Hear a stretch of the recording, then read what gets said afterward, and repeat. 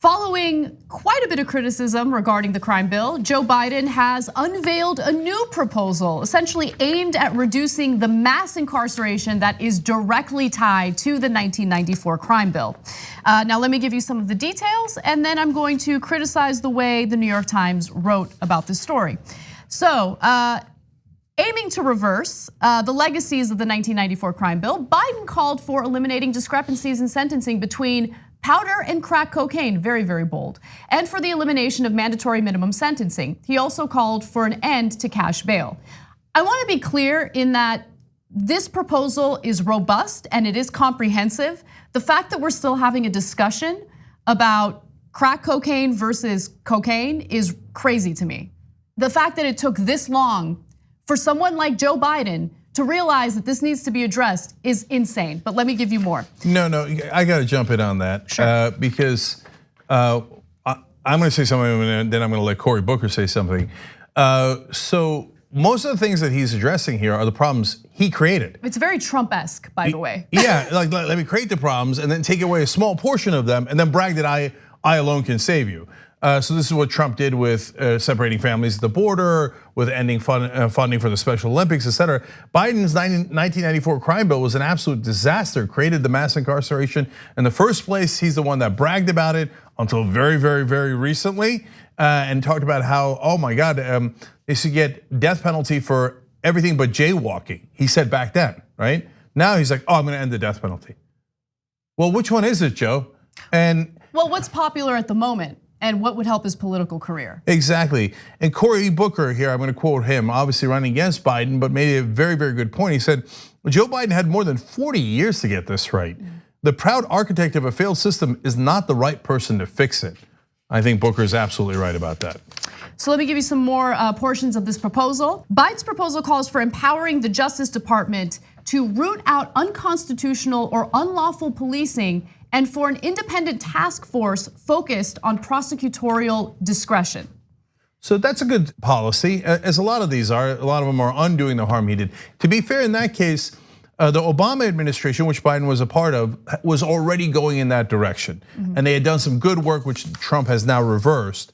So those issues were not created by Biden. And in fact, he was helping on that through the Obama administration. So be fair in the different policies that are proposed here. So I really like this portion of his proposal. Biden sets the goal of ensuring that all formerly incarcerated people have housing when they're released. That initiative would start with instructing the Department of Housing and Urban Development to only contract with entities that are open to housing individuals looking for a second chance, as well as increasing funding for transitional housing.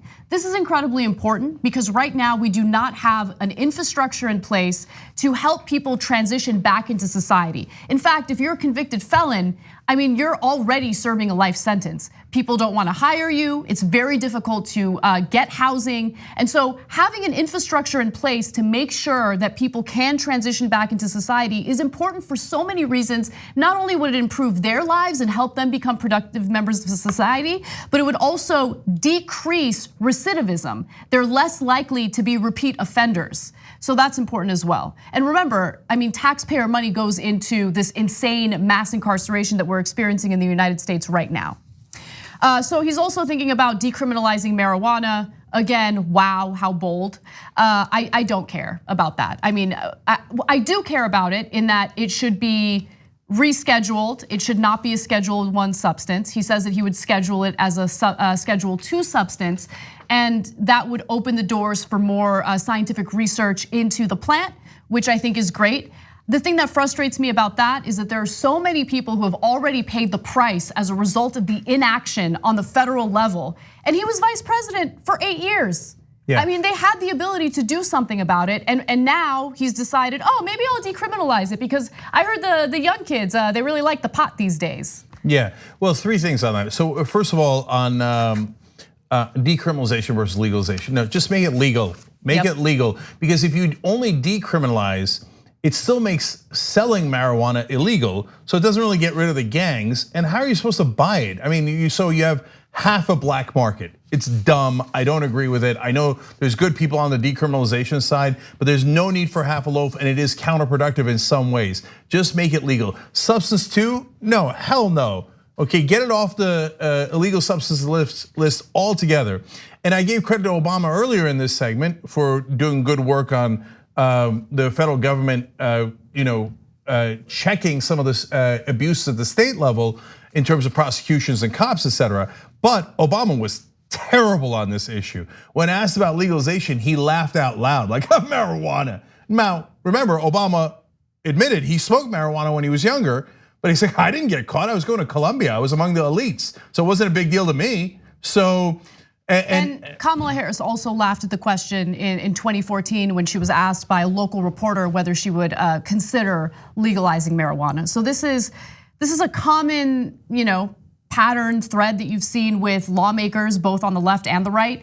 And it's really sad because people have literally had their lives destroyed because of simple possession. It's not a joking matter that millions of Americans, including disproportionately minorities, were sent to jail in a very unjust system on this insane war on drugs. And now Kamala Harris is a good proposal out, but she's the one that put away a lot of people back in the day. That's why people say Kamala Harris is a cop. And for her to laugh about it all the way in 2014 doesn't speak well of her either. But last thing on this, out of the points I wanted to make on marijuana is, look, it's to Anna's point about political convenience. Back in 1994, when Biden's doing the crime bill, it largely affects minorities more, right? So then you talk about super predators, you talk about we got to put away these monsters, et cetera, et cetera. Now, a lot of white people are going to prison because of the opioid problem. And all of a sudden, even Rand Paul in Kentucky is like, well, hey, wait a minute. Good white folks are going to prison, right? Mm-hmm. And all of a sudden, Joe Biden is like, oh, yeah, I meant, we got to do criminal justice reform. Am I saying Joe Biden's racist? No, I'm not doing it in a patronizing way or a backhanded way. I'm not saying that. Look, Kamala Harris is the same position. She's clearly not racist. But it is about political convenience. Yes. When it was hurting black people and minorities, it didn't hurt them politically to crush those folks and put them in prison. When now all of a sudden a broader percentage of the population is hurt by the draconian criminal justice system we have, all of a sudden they find it convenient that they'd like to do something about it. On the go? Don't worry, we got you covered. You can still listen to TYT at our new podcast network. Find us on Apple Podcasts, the Google Play Store, or at tyt.com/podcast.